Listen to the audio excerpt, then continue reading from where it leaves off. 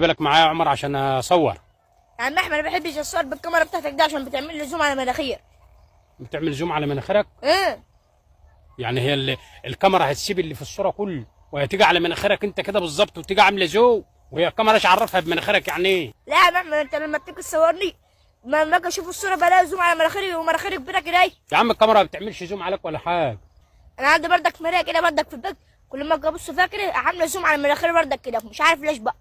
المرايه اللي في البيت برضه بتبقى عامله زوم على مناخيرها؟ ايه طب الكاميرا وهنقول ماشي فيها زوم، المرايه اللي في البيت فيها زوم برضه؟ يا عم الزوم مش في الكاميرا ولا في المرايه. قصدك يا عم احمد الزوم فاني يعني ايه؟ والله شوف انت بقى. بس انا قبل ما اتصور اعمل حاجه كده عشان ما تبانش حلو.